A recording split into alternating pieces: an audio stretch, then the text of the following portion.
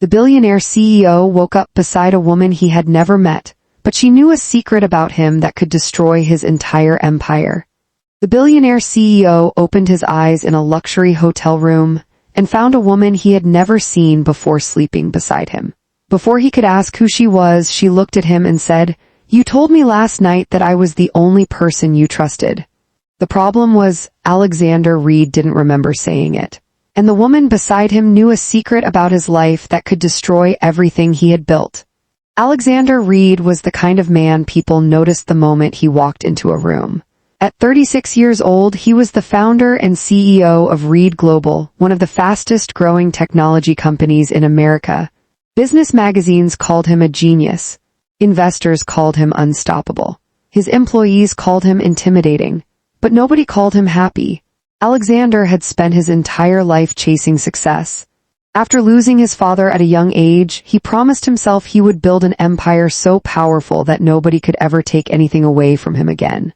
And he succeeded. He owned a penthouse overlooking Manhattan, drove the most expensive cars, and had millions of dollars sitting in his accounts. But every night when the noise of the world disappeared, he was alone.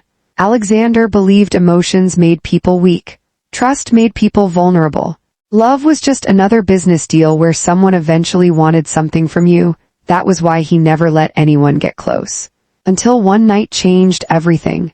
The previous evening, Alexander had attended the biggest business event of his career.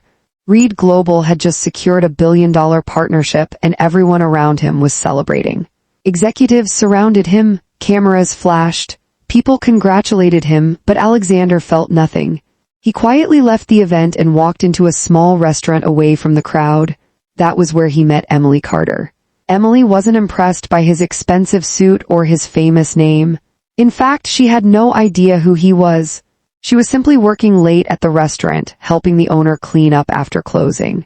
When Alexander sat alone at a table, she noticed something unusual. Everyone knew him as the powerful CEO, but she saw a tired man who looked like he had been carrying a heavy burden for years. "Are you okay?" Emily asked. Alexander looked surprised. Nobody asked him that question, not his employees, not his business partners, not even the people closest to him. "I'm fine," he replied. Emily smiled slightly. People who are actually fine usually don't say it that quickly. For some reason, Alexander didn't leave. He stayed. And for the first time in years, he talked. The next morning, Alexander remembered almost nothing after leaving the restaurant. Only pieces of the night came back. A conversation, a long walk, a feeling that for once he didn't have to pretend. Then he saw Emily sitting near the hotel window. "What are you doing here?" Alexander asked. Emily looked at him calmly. "You asked me to stay." Alexander froze. "I would never say that." She looked down. "You did." Alexander grabbed his phone and checked his messages. There were dozens of notifications from his assistant, Daniel. One message caught his attention. "Sir, the board meeting is delayed. Everyone is asking questions about last night." Alexander looked at Emily. "What happened?" Emily hesitated. Then she answered, "You told me you were afraid of becoming your father." Those words hit him harder than anything else. Because nobody knew that fear, nobody. Alexander immediately tried to push Emily away. He offered her money for her time. She refused. He offered her a job. She refused. That confused him. Everyone around Alexander wanted something from him, but Emily wanted nothing. Before leaving, she said something that stayed in his mind. "You have everything money can buy, Mr. Reed. But you're still trying to prove something to people who aren't even watching." For the first time, Alexander had no answer. Later that day, Alexander returned to his company. Something was wrong. His executives were nervous. Investors were calling.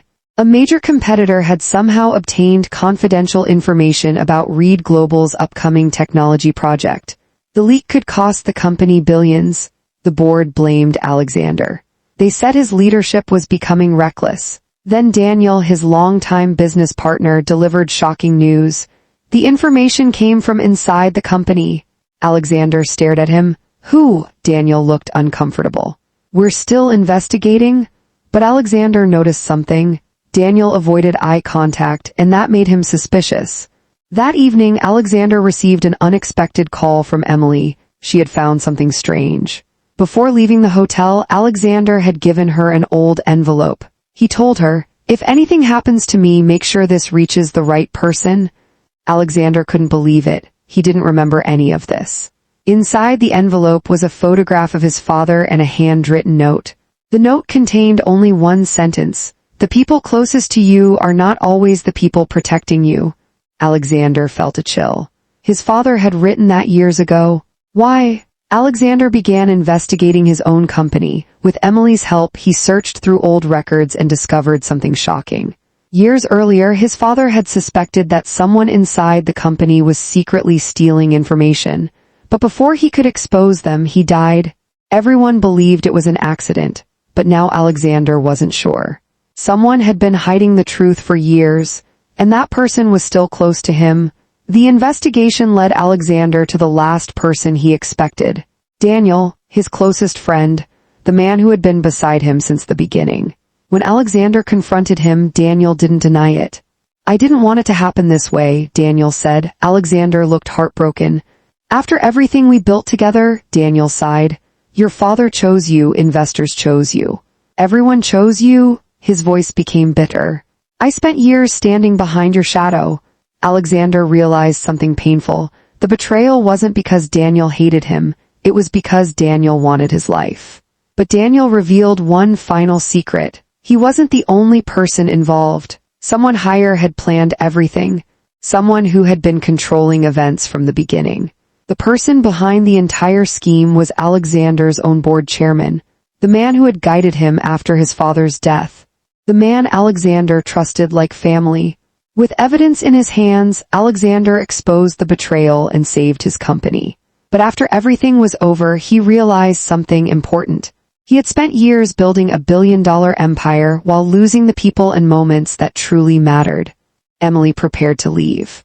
She believed Alexander no longer needed her, but before she could go, Alexander stopped her.